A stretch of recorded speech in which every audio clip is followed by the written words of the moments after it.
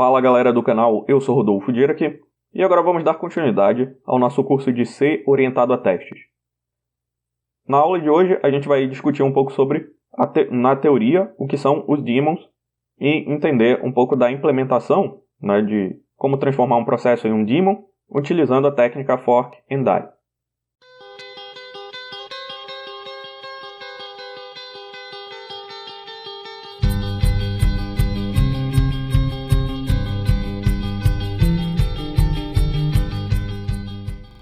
De onde se origina esse termo daemon?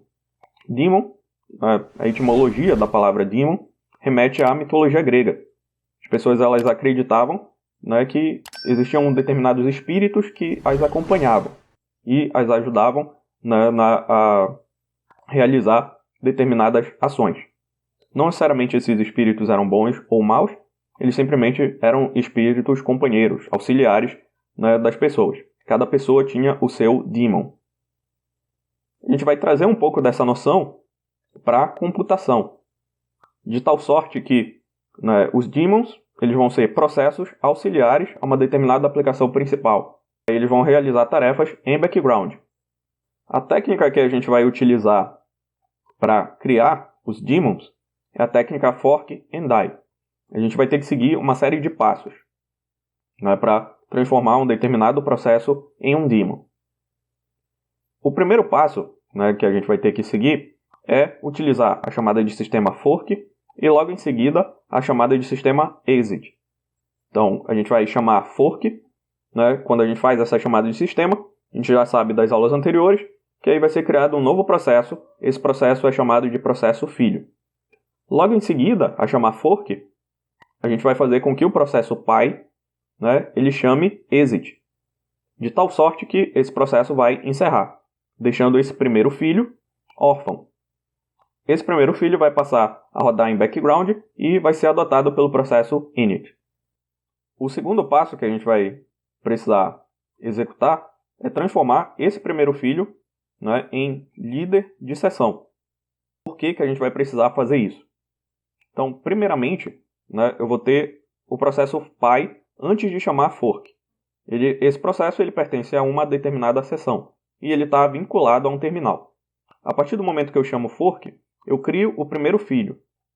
Okay? Esse primeiro filho vai herdar a sessão e o terminal de controle do processo pai. Como o processo pai ele vai morrer, porque a gente vai fazer a chamada de sistema exit, esse primeiro filho, apesar dele ser adotado pelo processo init, ele ainda está vinculado a um determinado terminal de controle correspondente à seção a qual ele pertence. De tal sorte que a gente vai fazer o seguinte. Vamos tornar esse processo filho o líder de uma nova seção que a gente vai criar. E assim ele vai desacoplar do terminal anterior que ele herdou do pai. E aí ele não vai estar vinculado a um determinado terminal de controle. Ok? Porém, esse primeiro filho ele ainda pode herdar um novo terminal, porque agora ele se tornou o líder de sessão. Então o que a gente vai fazer é chamar fork uma segunda vez, okay? E aí criar o segundo filho.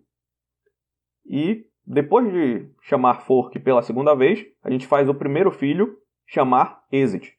Ou seja, ele vai chamar fork e exit logo em seguida. E morrer, assim como o processo pai anterior.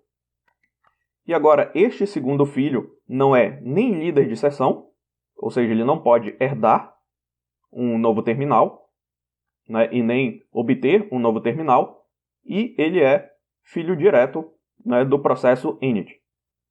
Ou seja, este segundo filho, ele agora se tornou um daemon. Para encerrar, faltam apenas alguns detalhes. A gente vai ignorar alguns sinais, para impedir que esse processo durante a execução seja interrompido. E também a gente vai mudar o diretório de trabalho utilizando a função change_dir. A gente vai mudar o diretório de trabalho do processo para o diretório raiz, ou root. A gente vai setar também a máscara padrão do processo e encerrar né, encerrar todos os descritores de arquivo desse processo. Ok? E aí a gente encerra e finalmente transforma esse processo em um daemon. Na próxima aula, a gente vai fazer o seguinte. Né, nós vamos tornar um processo em um daemon, executando cada uma dessas etapas que a gente descreveu agora com a função daemonize. Não vamos entrar em detalhes na implementação dessa função, né, nós vamos simplesmente utilizar essa função, né, dentro de um processo. A gente vai aprender como transformar um processo em um daemon utilizando o daemonize e como fazer o login, né, no log do sistema. Então a gente vai criar um daemon e esse daemon, a cada, por exemplo, 5 ou 10 segundos, vai gerar uma mensagem de login, né, no arquivo de login do sistema. Isso a gente vai fazer na próxima aula. Por essa aula é só e até a próxima. Seja membro apoiador do canal Geofisicando. Quem é membro apoiador tem acesso a vários benefícios exclusivos. Dá uma olhada no nosso Apoia-se.